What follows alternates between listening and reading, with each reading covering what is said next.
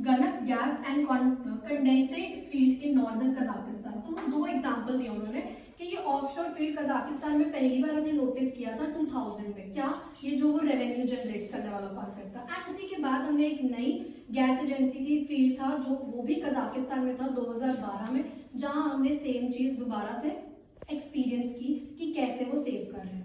Then the rocky relation and public friction between Russia and Kazakhstan since the start of the war in Ukraine have undoubtedly contributed to the acrimonious management of the issue concerning the Caspian pipeline consortium.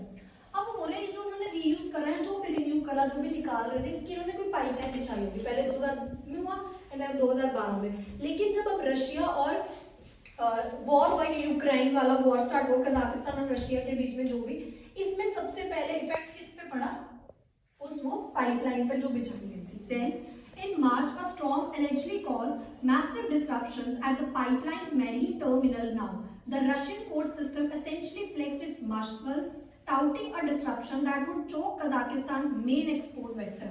तो अब वो obviously सारा कुछ over पार किसने करा पूरे war में? Russia. But obvious सबको पता है Russia was the main stream in this.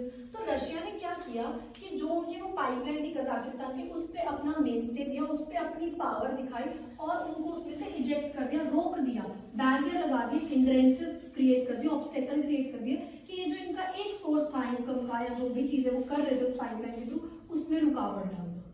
War है, वॉर में हम कुछ भी करेंगे, आड़ा टेढ़ा जो भी हमारे मन में आए। Then in response President Kassym-Jomart Tokayev called a government meeting to address the situation and potentially find viable alternative routes for the country's oil export. तो ये इन रिस्पॉन्स के जो कजाकिस्तान के प्रेसिडेंट थे उन्होंने क्या किया, एक गवर्नमेंटल मीटिंग बिठाई और क्या बात की उसमें कि अब रशिया को तो हम रोक नहीं सकते, ऑब्वियसली वॉर चल रहा है, झुक हम रह नहीं। सेम मुद्दा ये था, रशिया ने बोला सरेंडर कर दो, उन्होंने सरेंडर नहीं किया, वॉर हो गया, बस वो बोलते मर जाएंगे झुकेंगे, ये वाला सिस्टम है, रशिया को सरेंडर नहीं करेंगे। So that was the same scenario. तो उन्होंने बोला चलो अब वो रूट तो रोक दिया उन्होंने, what next, क्या करें, कुछ ऑल्टरनेटिव देखते हैं। ये होता है एक रास्ता बंद हुआ दूसरा देखो कुछ तो उसी के लिए मीटिंग बिठाई।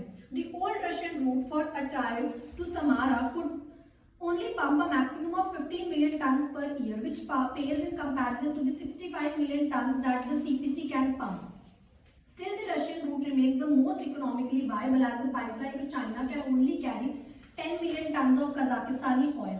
Another 10 million tons are booked by Russian suppliers through the Kazakhstani pipeline system, and its expansion via rail would entail massive transportation cost according to industrial specialists. तो बोला कुछ भी करते रहो, कैसे भी रूट बनाते रहो, सबसे ज्यादा आज भी रूट से जो ऑयल जा रहा है और कैरी कर पा रहे हैं जिस रूट से, वो किसके पास है, रशिया के पास है। इवन चाइना का भी 10 मिलियन जो भी बताया क्वांटिटी 10 मिलियन ही बताई है, राइट, वही है। और रशिया के पास कितनी है, 15 million ton per year, comparison किससे हो रहा है, 65 मिलियन से, राइट। तो बोल रहे नो मैटर व्हाट जो भी आप कर रहे हो, सबसे ज्यादा पाइपलाइन से ऑयल एक्सट्रैक्ट कौन कर रहा है, ट्रांसफर कौन कर रहा है, रशिया ही कर रहा है। तो अगर आप कोई ऑल्टरनेटिव भी देख लोगे तो you won't be able to cross Russia. Then another option could be the Trans-Caspian route, which for new entails transferring oil via rail from the extraction sites to the port of Aktau, loading it into barges and shipping it in Baku, Azerbaijan, where it is then channeled via the Baku-Tbilisi-Ceyhan pipeline to a Turkish port in the